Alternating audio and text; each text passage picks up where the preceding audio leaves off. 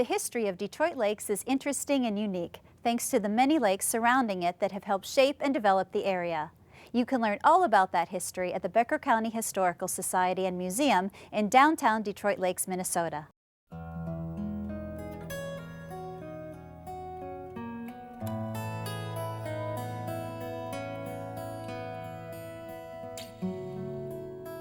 The Becker County Historical Society was founded in 1882 as the Pioneer Settlers Union, so we have a really long history here in the county. The Settlers Union was a group of people. You had to be able to prove that you had settled in Becker County prior to 1872. The county was open for settlement in 1868, and so those very early settlers started to gather their stories, which is pretty amazing really for that early in the history of our area.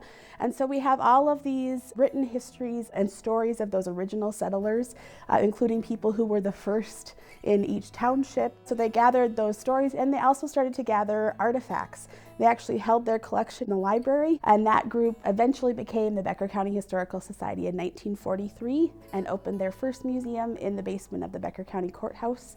Our collection ranges from objects starting in 1812 and going all the way through about 1980 right now, and we're moving forward past that.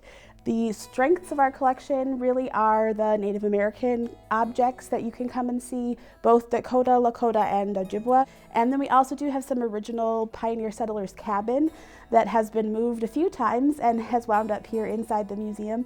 We also have the world's smallest gas station in the basement, which is always a fan favorite for people to come and visit.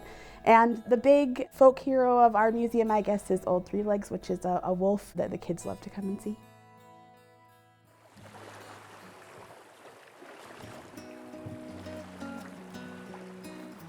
Detroit was a natural place for settlement because of the waterways here. We have two big lakes, we have the Pelican River all kind of converging in one spot. It also was one of the first towns that the railroad hit as it came through, so as a result of that it became a really thriving area as well. And by 1881-82, so about 10 years later, a fellow named John K. West was really interested in promoting the tourist aspect of the lake. He built the Minnesota Hotel, and it's really a luxurious Victorian building, brightly painted. He guaranteed also that you could get from train to hotel to lake in 1 hour or less, which at that time was quite a big deal. He also developed the Pelican River Navigation Company, which was a series of canals, locks, and dams that went from Lake Detroit to Lake Sally and Melissa. So you could literally go from the train station in Detroit Lakes to your cabin at Lake Melissa in about an hour's time, which was pretty phenomenal given the time period that we're talking about. There was also a huge draw because of the ice that came from the lakes.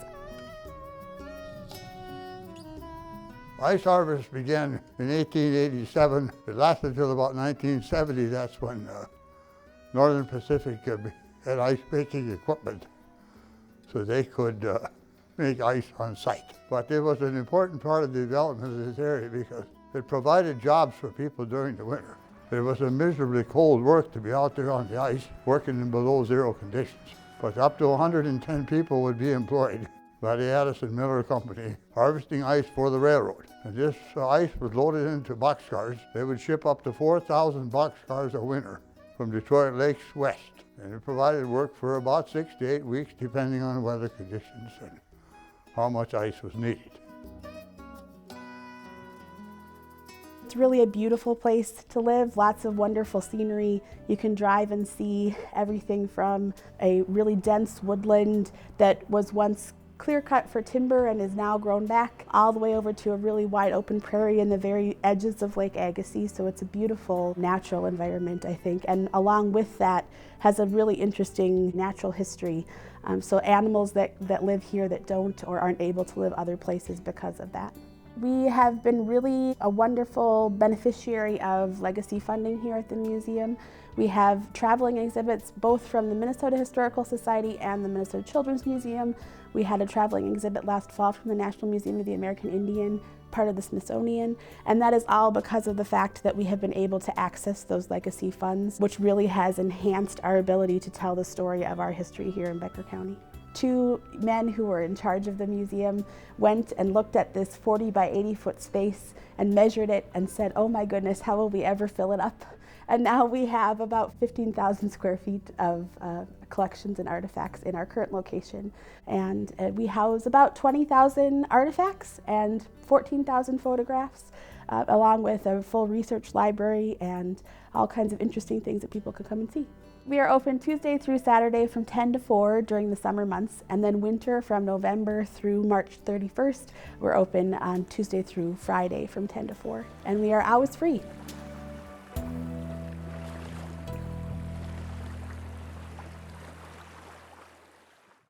Prairie Mosaic is funded by the Minnesota Arts and Cultural Heritage Fund with money from the vote of the people of Minnesota on November 4th, 2008.